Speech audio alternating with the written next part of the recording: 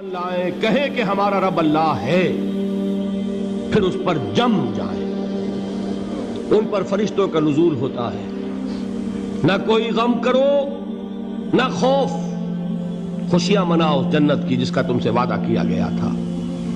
اللہ کی ربوبیت پر اطمینان جب انسان کو ہو جاتا، میرا رب اللہ ہے، ربی اللہ، انسان کے لیے نہ کوئی کھٹکا، نہ کوئی خطرہ، نہ کوئی خوف، نہ کوئی حزن۔ جو کچھ ہو رہا ہے کس کے اذن سے ہو رہا ہے؟ اللہ کے اذن سے۔ اللہ کے اذن کے بغیر پتہ تک نہیں ہلتا۔ یہ کوئی اندھا بہرا مادہ نہیں ہے جس سے مجھے کوئی خوف ہو۔ اندھا بھینسا چلا آ رہا ہو اس سے تو ڈرنے کا ہر انسان کو ڈرنا چاہیے، نہ معلوم کس کو ٹکر مار دے۔ لیکن نہیں، اس کائنات کو چلانے والا ایک سمیع و بصیر خدا ہے، وہ جو میرا دوست ہے، میرا ولی ہے۔ اللہ ولی الذین آمنوا یخرجہم من الظلمات الی النور۔ اللہ اہل ایمان کا ولی ہے، ساتھی ہے، پشت پناہ ہے، مددگار ہے، حمایتی ہے۔ بتائیے جسے یقین ہو جائے کہ اللہ میرا مددگار، اللہ میرا محافظ، اللہ میرا پشت پناہ، اللہ میرا حمایتی، اس کے لیے کوئی خوف ہوگا؟ اس سے کوئی ڈر ہوگا؟ میں مثال دیا کرتا ہوں ایک بہت سادہ پنجاب کے دیہات کی۔ تو بڑا چودھری ہے اور کوئی غریب کسان ہے۔ اس غریب کسان کے جانوروں کو ہر وقت اندیشہ ہوگا چوری کا، کوئی میری بھینس کھول کر نہ لے جائے، کوئی میرا بیل کھول کر نہ لے جائے۔ لیکن جس کے بارے میں یہ سب کو معلوم ہو کہ وہ جو بڑا چودھری ہے وہ اس کا دوست ہے، اس کی بچیا کو کوئی خوف ہوگا؟ اس کی بھینس پر کوئی ہاتھ ڈالے گا؟ اسے کوئی اندیشہ ہوگا؟ نہیں۔ کیوں؟ کہ وہ بڑا چودھری، بڑا اس کا یہاں کا سردار، جاگیردار، سب کو معلوم ہے وہ میرا دوست ہے، کوئی میرے خلاف اقدام نہیں کر سکتا۔ اس دنیا میں یہ چھوٹی سی بات اگر آپ کے دلی اطمینان اور سکون کا باعث بن سکتی ہے تو ذرا تصور کیجئے۔ میں لفظ تصور استعمال کروں گا صرف اس لیے کہ اس کا ہم جس کو کہتے ہیں ادراک اور شعور کر نہیں سکتے، اگر کے ساتھ کر سکتے۔ اگر یقین ہو کہ اللہ میرا مددگار اور یقین ہو کہ اللہ ہر آن میرے ساتھ ہے، پھر کوئی خوف؟ کس کا خوف؟ کوئی شے اللہ سے بالا تر ہے؟ کوئی قوت اس سے زیادہ طاقتور ہے؟ کوئی اس کے ارادے کو بدلنے والا ہے؟ کوئی اس کی مشیت کے آڑے آنے والا ہے؟ یہی بات ہے جو حضور نے فرمائی۔ یہ ایمان کا حاصل ہے لب لباب،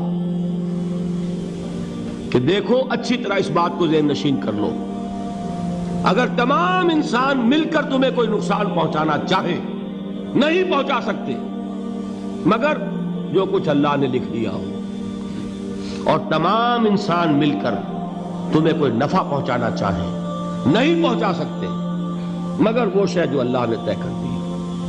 آپ پھر میں کہوں گا ذرا طاری کیجئے، اسے فرض کیجئے، اسے سوچئے۔ اگر اس حدیث پر ہمارا دل ٹھکا ہوا ہو تو کسی سے ڈر ہوگا؟ یہ مجھے نقصان نہ پہنچا دے، یہ میری رپورٹ خراب نہ کر دے، یہ میری انکریمنٹ نہ رکوا دے، یہ میرا یہ نہ بگاڑ دے، یہ میرے یہ نقصان نہ پہنچا دے۔ اس کا ڈر، اس کا ڈر، اس کا خوف، اس کی خوشامد، اس کے لیے جا کر طرح طرح سے اپنی عزت نفس کو ذلیل کروانا اس کے سامنے، یہ سب کچھ کیوں کرتا ہے انسان؟ جب سمجھتا ہے کہ اس کے ہاتھ میں میرا کوئی نفع ہے، اس کے ہاتھ میں میرے لیے کوئی ضرر ہے، یہ مجھے کوئی غضب پہنچا سکتا ہے، یہ مجھے کوئی نقصان پہنچا سکتا ہے، یہ میرا کوئی کام بنا سکتا ہے، یہ میری کوئی ضرورت پوری کر سکتا ہے، اسی کا نام شرک ہے۔ جہاں آپ نے یہ سمجھا کہ غیر اللہ کے اندر کوئی طاقت موجود ہے وہی شرک ہے۔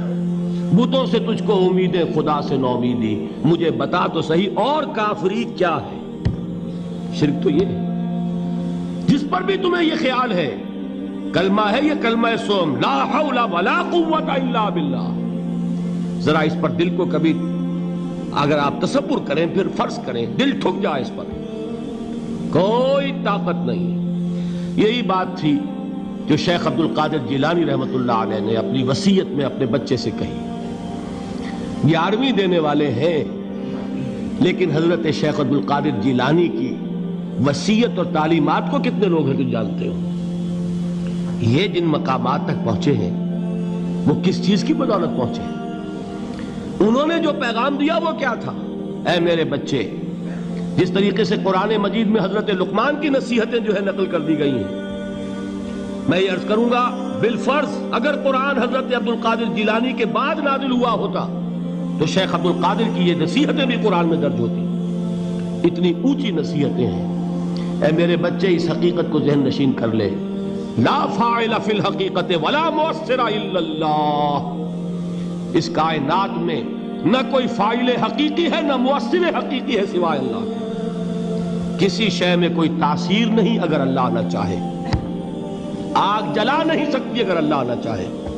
پانی ڈبو نہیں سکتا اگر اللہ نہ چاہے. زہر ہلاک نہیں کر سکتا اگر اللہ نہ چاہے. کوئی چیز فائدہ نہیں پہنچا سکتی اگر اللہ نہ چاہے. تو در در پہ کیوں سر جھکاتے ہو؟ در در پر کیوں جبیں سائی کرتے ہو؟ سب کے سامنے کیوں ہاتھ پھیلاتے ہو؟ ایک اللہ سے مانگو. ایک اللہ کے سامنے زمین پر اپنی جبین رکھو.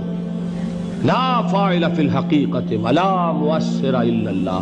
نظر آتا ہے ہمیں کہ پانی پیاس بجھا دیتا ہے. پیاس بجھانے کی صلاحیت پانی میں نہیں ہے، اللہ کے اذن سے. کھانا بھوک مٹا دیتا ہے، بھوک مٹانے کی صلاحیت کھانے میں نہیں ہے، اذن رب میں. دیکھیے یہی یقین تھا. حضرت موسیٰ علیہ السلام کا واقعہ یاد کیجئے. سامنے سمندر آ گیا ہے، قوم دیکھتی ہے پیچھے کہ گرد و غبار کا طوفان ہے. معلوم ہوا کہ فرعون اپنے لشکر سمیت آ گیا ہے. لشکر جب چلتا تھا تیز رفتاری کے ساتھ تو گرد و غبار کا جو طوفان اٹھتا تھا اس کا تصور کیجئے.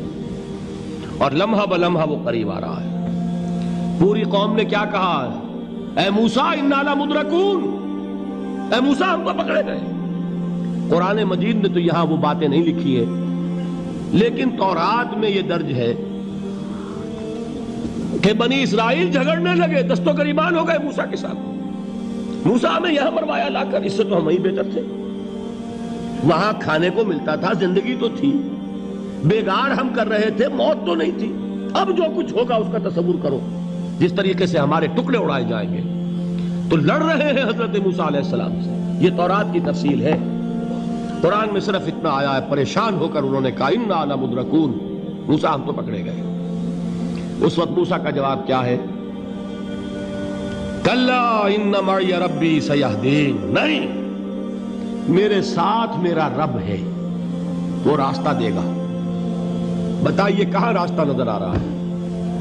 یہ ہے ایمان بالغیب. راستہ نظر نہ آئے تب اللہ پر یقین ایمان ہے. جیب میں پیسے ہوں اور تب دل کو اطمینان ہے تو ایمان کس پر ہوا؟ پیسے پر، اللہ پر نہیں. جب وسائل و ذرائع نہ ہو اور پھر یقین ہو کہ اللہ مسبب الاسباب ہے، وہ اسباب کا پابند نہیں ہے، وہ اسباب کا محتاج نہیں ہے، اسباب اس کے محتاج ہیں. اگر یہ یقین ہے تو اللہ پر ایمان ہے. یہ نہیں ہے تو تمہارا ایمان اسباب پر ہے، وسائل پر ہے، ذرائع پر ہے، مادیات پر ہے، اللہ پر نہیں. اس وقت کہاں راستہ تھا؟ کوئی راستہ تھا؟ سمندر ہے اور ادھر سے لشکر آ گیا ہے. کلا ان معی ربی سیہدین. اب دیکھیے ایمان کہہ دینا آسان ہے، ہوا معکم اینما کنتم، جہاں کہیں بھی تم ہوتے ہو اللہ تمہارے ساتھ ہوتا ہے. لیکن اس کا یقین قائم ہو جائے تو زمین و آسمان کا فرق واقع ہو جائے.